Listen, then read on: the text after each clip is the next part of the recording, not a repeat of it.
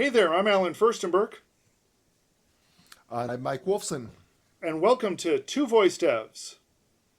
Welcome to Two Voice Devs. Hey everyone, hey Mike, thanks for coming on. As you can tell, Mark's not with us again this week, but I invited a fellow GDE on to kind of talk about a toy that you've recently acquired. I kind of want your perspective on it. So why don't you start by introducing yourself? Sure. So, as I already said, my name is Mike Wolfson. I am a software engineer. I live in Phoenix, Arizona, where I've lived for the past almost 20 years. I grew up in Denver, Colorado, of course. That's about all that's exciting about me right now. I'm sure we'll get to some of the details about my career and stuff as we progress. Oh, I've known you. How long have we known each other now? A good 10 years or so. I've been a GDE for 10 plus years, so I know at least that's that long. I can mark my time that way. So that sounds. And certainly we've always had interesting conversations. Yes. You say you're currently a software engineer. How did you get to this point in your career? How did it start and how did it progress? So I identify as a software engineer. Certainly, that's an important part of my identity, and maybe I've struggled with that over time, but that's something I hang my hat on. I grew up at kind of the evolution of computers when I was 6. My dad brought home a Timex Sinclair, which was not much of a computer, but and I would love to say that instantly started programming in BASIC. I didn't really. I played some games on it. I did as best I could with that chiclet keyboard. Um, but eventually, I did find my way into computers and software, just kind of like a lot of other people, in that I graduated from college with a manufacturing engineering degree. Oh, interesting. Okay. And um, so I found myself working at Denver International Airport during construction. I was an electronics technician, actually, working on their automated train system. Working on a robotic train system. Very cool. And while Okay. I was working on that, it was pretty cool. It was certainly a fun project. I was there during construction and then when the airport opened. But during construction, there wasn't much going on, but our contract stipulated we needed to run 24/7. So we had people stationed at every terminal in case something broke down, so we could drive the trains manually if the computer broke down. Interesting. And it was Okay. really boring at the airport, sitting there for actually it was 10-hour shifts, 4 tens, for 10 hours a day. This is before the internet, honestly, just sitting there. You've already read the newspaper. You've already, read this month's issue of Wire 4 times back and forth. My company offered a degree program, and I was like, you know what? I could sit here and read Wired, or I could do something. I could get a degree. So I did that. I got my master's degree in computer information systems. Um, it was a remote school that I could do the work while I was sitting doing my job. They paid for it. And so that was magic. After that, I got my degree. Actually, I quit 3 months before I got my degree, to be quite clear. The company didn't necessarily benefit from from their investment. Um, and since then, that was my first software engineering degree. After that was with a Y2K company, actually, if we want to talk about what we were doing at that time. And since then, we evolved. The detail I think I could probably bring us really rapidly to where we are today is I was doing enterprise Java, which is not very exciting, but that's kind of what we had at the time. And I was working for Choice Hotels. Um, and while I was doing that, Android came out, and I was like, Shazing, um, that's my stuff right there. Open source, mobile phone, oh my God, I'm super excited about it. So I started working on that on the side as a hobby. And at that time, I put an app in the Play Store a real app that did something. And I don't need to go off too far into what it did, but it gave you a recommended app every day. It was Droid of the day. The Play Store Okay. was terrible about surfacing apps, so every day you got a free app recommendation. And It and evolved. I just want to kind of pause at this point because one of the things that we had talked, I mean, we've been talking for 3 years now about in voice is discovery and how the App Store equivalents on Alexa and Assistant are terrible, and how there were people that were making these discovery skills and actions. And it's interesting to hear how from the dawn of Android, it had the same problem that you stepped in and solved. So that's really interesting. Yeah, it was great. I mean, having a real product that I didn't make any money on that, but I really did care. I cared about the content and I cared about the product being live and functional and looking good. And having that really was super impactful just for me to be able to like grow my knowledge, right? Mm-hmm. That was one of my keys, a key takeaway. I don't need to tell you this, but actually working on a real thing, way better than taking, 100 classes. So while I was doing that, Choice Hotels was like, we heard about this thing called Android. Nobody in the world knows how to do it. Mike, we need you to write our Android app. So I did that. And that for the next 12 years, basically, I was an Android developer, deep, bleeding green. As you know, you were part of my that journey. Um, Well, then the and last and bit, part of that go, journey included writing a book. It included presentations, at I/O. You and I sat together at an I/O signing copies of our book. You've got the cover of your book behind you, just like I have the cover of mine behind me. So you've been there, and you've been in the trenches, and you've been helping other people learning how to do Android as well. so I forgot. I mean, I didn't forget about that experience at Google I/O, of course, but that was absolutely one of the highlights of my, professional career. Certainly, was signing books at Google I/O with a throng of people standing in line. And one other detail that I'm sure you'll remember, but it's worth putting on the record: Google did not manage the line very well. No. They bought all those books, so they didn't get a special deal with O'Reilly where O'Reilly gave them a discount or sent them 50 books or whatever. Google went out and bought those books, which I appreciated because that was 50 book sales, first of all. Yeah. And then because they didn't do a good job of managing the lines, there was 150 people in line waiting for books. So eventually they realized that they didn't have enough books for all the people in line, so they cut the line off and they took everybody's name in line and they eventually sent them the book that they were standing in line waiting for.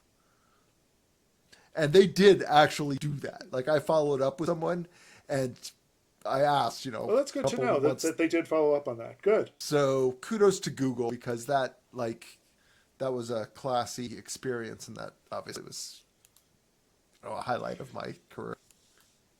So I know that, over the past, I guess, year or two, you and I have been kind of talking about where we've seen our professions going. And I know, I guess at one point you said to me, and I don't want to put words in your mouth, so correct me if I misstate this. Kind of the impression I got from you was that you didn't really see anything big happening in Android. That Android was still out there, it was still important, it still needed developers, but it wasn't the same as it was in years past. Perfect segue to the last part of my career discussion, actually. Exactly what you just said. I am in my career. I have been doing Android super high level as a Google developer expert for 12 years and not very interested in Android. Although Android changes all the time, frustratingly. But that's another discussion. But didn't feel like the technology quite had the same energy as it did, back in the Choice Hotels days. But I was still doing it. I had golden handcuffs at a big corporation. but I got laid off, which is a fortunate thing. It was a Okay. situation that I would have really been stuck doing that thing that I wasn't interested in. And what it has allowed me to do is to start investigating generative AI, programming for generative AI. So just like back when I was doing enterprise Java, and that was kind of the boring thing that was kind of, keeping the lights on.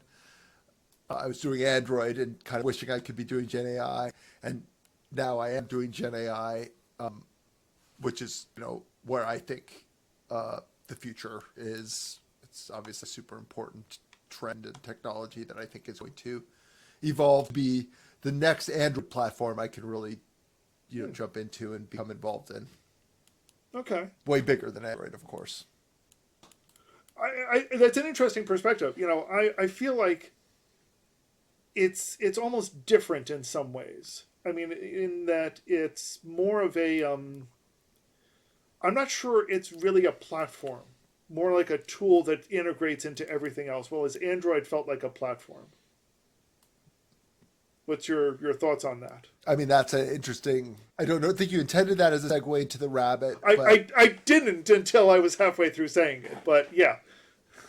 it kind of is the perfect segue into the rabbit, obviously, which is something that you wanted to talk about, and that's kind of, I think, what the rabbit is trying to do is become establish AI as a tool, Establish it as a like an tool or actual establish it as a platform? platform, I guess. Well, Okay. I don't Well, I mean, know. Well, it I would don't depends know. on. So rabbit's a super complicated thing, but let's stick with just AI or kind of Gen AI as a technology. There Sure. will be the platform which we can build so many things upon, and is very robust, and it's not a platform; it's multiple platforms, which is way different than Android. This is The true. other thing, and I don't know how far we want to go off on this, but the transparency between switching between iOS and Android, your code base, impossible. It can't be done. I mean, it can be with Flutter or other things, but when you're talking about prompts, it's very easy to change those between providers. Just English, and you just have to make a couple tweaks. Sometimes not even that, and you could switch providers. So the platform I think is bigger than just like single providers. There's kind of like AI as a platform that I could build stuff on. Also, the multiple providers I can also build on. So certain providers may be better at certain things, and I can start to pick and choose.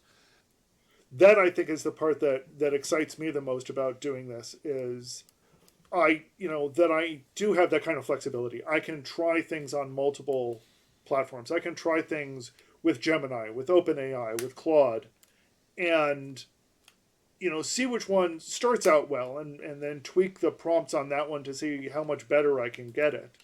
And over time, you start to get a feel for exactly which ones do different tasks better.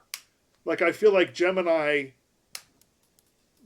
not great in analytics, but it feels very creative. If I want, some more creative stuff, Gemini is where I'm going these days. Whereas if I want more analytics, I might lean a little bit more towards Claude, and that's been my experience. But I feel like everyone's got different experiences because everyone is coming at it in different ways. It's also different for every person that uses it, and it's also different every time it gets used, which is Yes. a totally different thing than we're used to, right? Because absolutely, but if you wanted to run Android code on iOS before, it doesn't work. There's a specific contract that means this is how it works every single time, and that's how computers work. And that's not the case with Gen AI, obviously. Like it's, in fact, the only it's not going to work then every time. And in some That's what ways, we that's know. great because that's what we want. And in some ways, that's ridiculously frustrating.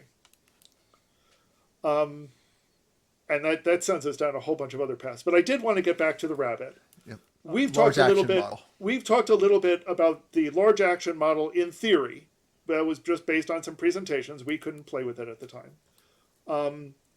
But now you've had your hands on it. I kind of want your take on it, and I especially want your take on it as a developer. You've developed for Android for years. You're now in the AI field. What's your take on both kind of where the rabbit is now and where you logically see it going?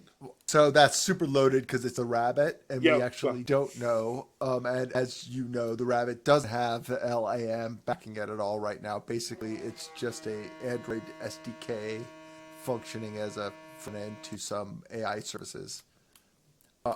And I have no problems with that at all, by the way.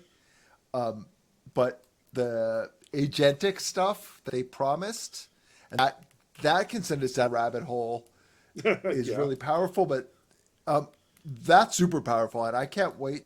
I imagine we're going to see a lot of that at Google I/O. Actually, if we would go down the agentic AI rabbit hole a little bit. Well, so for the record, Mike and I are recording this before I/O takes place. This will either air at I/O or after I/O.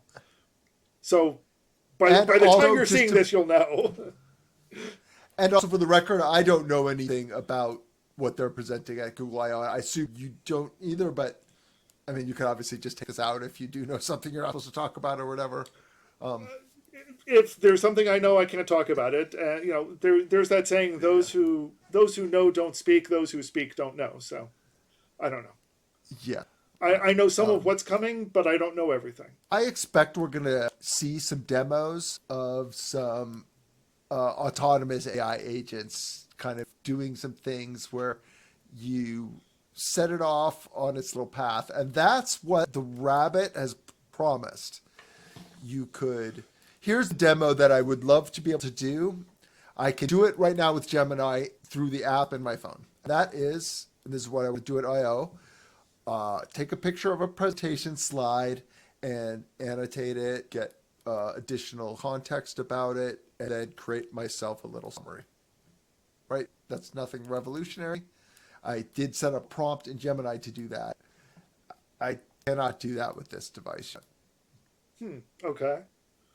because the LAM is not enabled. There's no integrations.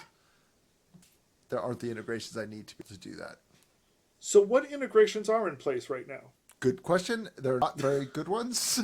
There's four actually. We'll start with the ones that are the least impressive. DoorDash, Uber. I don't mean anything about DoorDash and Uber being impressive. I mean those integrations are not impressive. Then Spotify, and also Midjourney was the last one. And I have just because I got in an argument with someone on Reddit about basically I suggested that the Rabbit people probably had corporate help getting those partnerships developed. I suspected that Spotify might have done that development work, not Rabbit. But I asked Interesting. a friend of ours at Uber who would know about Android, not to throw anybody under the bus or whatever, although, and he said, no, we did not do Uber integration. So I suspect that Rabbit is just using APIs, the public APIs Right. that those different providers offer. So that's not even much of an integration as far as like I mean, that was the the impression that I outputs. got from their initial demo way back when. You know, when I saw that demo, I'm like, well, okay. I think Uber has an API. I don't know, but I think they do. And it just looks like it's using that API with OAuth. This is not revolutionary. It's not bad, but it's not revolutionary. You're 100% correct, and I verified that like through a source because I was arguing with someone, and I figured I'd get the skinny. I don't know. I asked someone in Spotify, but they stopped working there years ago. So So they couldn't say. here's the thing, though, and a lot of people have said, oh, Rabbit is just an Android app running on Android hardware. It's not what they promised. It's absolutely the right path to go to create hardware. They're using AOSP, which is specifically designed to help people get devices running up quickly, ramped up quickly, and they're just loading services on top of that. That is absolutely the correct path to go. And anybody that's criticizing that doesn't understand OS design. Like if they would still be working on the Wi-Fi if they Well, were. I think what people forget, and you being around Android so long was that Android didn't start out as Google is out to make its own cell phones. It started as Google was out to make sure that there was this independent platform that anybody could build the hardware on. And, it kind of grew in a direction that I'm not sure the original Android developers really would have liked. But AOSP, the Android open source project, is still there. It's still real, and it's still being updated. Absolutely. Would you rather have the latest Bluetooth stack? You know, that's Right. had Bluetooth 3.0 already working and tested. Probably by Samsung ultimately. You know, or I don't. I mean, No, that's it's exactly. absolutely the right path. Yeah. So, okay. So, do we know that the Rabbit is built on top of AOSP? We do absolutely know Okay. that. We've seen a teardown of the device, Okay. which was actually kind of nice. The hardware itself is very bespoke and looked very. The hardware itself now is physically a nice device. The form factor is interesting. It's like a toy, which I think is an important factor. This is like a little AI toy, not some rich, not some rich, full featured device. But it's pretty unfunctional, and I can't defend the Rabbit. Actually, one thing I want to do before, as we stay positive. So I've only had it. I got it last, I guess, a week ago Monday, and it's got 2 updates already. So I know they're Okay. trying. They're working on things. They're fixing. I know what's in the updates. It doesn't matter. Fixing the services that they do have, location and some other things. So they are working on it to get like that LAM agentic work interfacing working is a big deal. You're basically allowing a company to monitor how you do things and all your credentials and then go do them for you. So I Well, think that's a big jump. yes. I think everyone that knew what was going into this knew that it was a big jump, which is why everyone was pretty impressed by Rabbit saying they were doing it. So definitely, It doesn't do it doesn't do any of that now, and unfortunately, it doesn't do a lot of other things either. So that I think we could probably end up talking about this. But the thing that I think both of us appreciate, I know you appreciate this as an early adopter, is I can see some of the potential in the device, and I'm obviously happy to have the opportunity to play with a device that's maybe not finished, maybe not fully functional, to start thinking about it, figure out, you know, where it's going to go.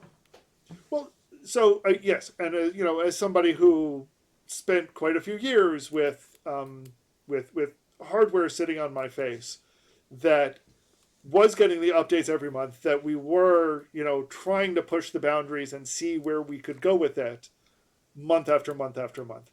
Yeah, no, I very much appreciate that. This is a first cut, and maybe that's kind of where I want to ask. I want to get your perspective again. Again, you said before you're not trying to defend it, and I don't think you need to. I think it will survive or fail on its own. Um, it's a raw thing now, and it's a raw thing. As a developer, and as a developer who specifically has worked with mobile and has worked with AI, where do you see that development? Do you see it being developers playing a role in the future, or is it just they're just going to learn your patterns? Yeah, I do think there's developers' role in the future. It's not just learning patterns; it's going to be creating new patterns and new integrations. So that's kind of what developers have always done: is think about we have this Android product, and I see it has a GPS, a camera. What can I do with it? Um, we have those tools out in the world, and I'm excited about that aspect. I'm excited about the idea of edge AI, which is a super big diversion, but I think that's what this device kind of enables you to start thinking about, like how So does AI go out into the world. So I'm like IoT devices out, but that suddenly have smarts that can do stuff, both take recordings of ambient things. You just put a device out there. One really cool one. I mean, we're never going to end this two voice chats if we keep going on these diversions, but I'll just continue this story because it's That's fine. such That's totally fine. it's such a great example. But Intel was demonstrating that they could put a camera with image recognition at a construction site and record if the people are wearing their hard hats and vests. And that is such a simple use case, but it demonstrates the idea of having this agentic AI out there just doing its thing, recording. You know, you could also start to add stuff on top of that, right? You could. Intel also offers this with their new IntelliSense. That may not be the name of it, but they have a camera system that is specifically designed for image recognition, facial recognition. And that both has, its pluses and minuses. Being able to say, we're doing facial recognition, that's going to scare people. But saying, look, we're doing facial recognition on device, that device isn't attached to the internet. Or that data doesn't go anywhere. That's it. That's very important, right? We are not. That's exactly it. Yeah. So we have these large, small language models and customized, image classification models that can live on device, and they don't need to go to some, NVIDIA cluster in the cloud. Maybe it's slow. That inference is slow because it's just on this old, Raspberry Pi, But it doesn't need to be quick. Just even fast enough. Right. Right. But it doesn't matter. No, it doesn't. Because we're just recording video stream and keeping track of hard hats. It doesn't have to be real time. So bringing it back to the rabbit, where I guess what do you see the capabilities of of that device being, and what do you as a developer want to do with it? Well, I already told you that. I mean, I don't really know. I mean, it doesn't provide any sort of compelling, without the LAM, there's definitely nothing. But when we start to talk about LAM, then I can customize all sorts of things, right? I could send emails, but the device isn't the thing that's going to make that happen for me. The agents are being able to have. I mean, I could probably create a GPT that records pictures. I just send it pictures. It records hard hats. Have they given any indication on what the LAM developer experience will be like? Not much. Okay. Yeah. I don't know. I haven't. But I also haven't looked into it yet. What they said at the keynote was basically like using Selenium or other visual testing tools. Basically, they will watch your cursor on a screen and record that. And interesting to note, there is an open source product that does that now. Basically, you run it on your computer, and it will track your motions, and then it can repeat those. So you could basically open up your PayPal screen, say record, make a payment, and it will record that, and then you could later connect to it and say, okay, make a PayPal payment. See, I guess what I find most exciting though is, at some point PayPal saying, hey, we have this AI platform like we were talking about earlier.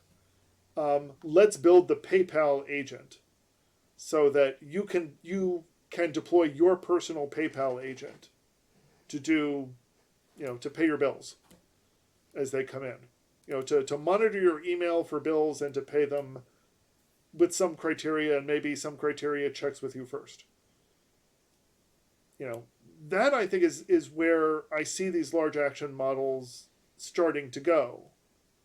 Is as you say, is having these semi-autonomous agents that are running on your behalf. The Rabbit doesn't enable that though. The Rabbit is just a silly orange device that grabs a lot of attention. Well, but it's the AI that's enabling all those things. Really, what I need is a PayPal GPT that I somehow authorize with super secret sauce, so that when I am out, in the internet and I want to pay somebody, I can say at PayPal, pay Alan, or send a function call somewhere. Well, but the impression that I got from Rabbit when they launched was really they were their goal was Rabbit OS. What they were focusing on developing was Rabbit OS, and the Rabbit One is really just the keyboard for Rabbit OS. There's Yes. nothing meant to be special about the. In fact, Rabbit didn't even build the device; they contracted somebody else to build the device, as I understand it. Teenage design, I think is the name. It's a lovely device. I think it's teenage design. So I guess the question is, what are the features in such a device that play well with Rabbit OS that another mobile device doesn't? So that's, I think, why this device is getting so much hate, really, is because I don't know that really compelling use case exists. It really could be just, it really could just be another cell phone app. It's different though. I like it as an agent and or assistant. I like to use it as an assistant. It's no different than the Google Home that's sitting on my and and that's kind of bring what it I the was circle to thinking. you. That's kind of what I was thinking as well. One of the advantages of these devices, whether that's the Google Home that's sitting on our desk, or whether that's this device that I'm now carrying around, is that they're ubiquitous and they're fast and easy to use, and they open up everything. And I feel like that's the differentiator between these and a smartphone. Is the smartphone is trying to has too much to do, so it ends up being more complicated. And maybe the smartphone will evolve into a Rabbit One like device. I Maybe. could see, certainly like some Android demos that, show how quickly you can do some. I think we're going to see agentic AI demos where I already said this, but where AI is just doing stuff for you autonomously, making reservations or whatever it is they're going to demo. That will be interesting. So the Rabbit, I don't think is the device, but what about Meta glasses? Why don't That's a you really have great those yet? question. Why don't Why I don't you have have them? them yet? For a lot of reasons. One is that I have been dubious about Meta being the company that could do it. Distrustful somewhat of Meta being the company that can do it. And eternally holding out hope that Google will do it. But the most important reason I do not have it, they don't make it in blue. And, you know, no. That is a serious consideration. They make blue lenses just to They do make blue entice you. lenses. Yeah. I looked into it. I think also they are close to the vision of what I wanted, but not quite there. But they're getting tantalizingly close. And there are others that are tantalizingly close, but not quite there yet. I wish I would have bought those instead of the Rabbit, to be honest. Ooh. I feel like that has more just a compelling everyday use case for me. It's kind of always there. Yep. It's that ubiquitous ambient computing device that we've been talking about for 11 years now. Yes, some people more than others. Yep. But So, Mike, it has been great having you on. I think, I hope we have you on again, both to talk about different things in the AI and machine learning world, and if Rabbit goes somewhere, what your future take on the Rabbit is. So, I hope we have you back in the future. For those watching, we'd love your input. What do you think of the Rabbit? What do you think of where Rabbit seems to have landed and how it's impacting you, or where you think it's impacting devices in general?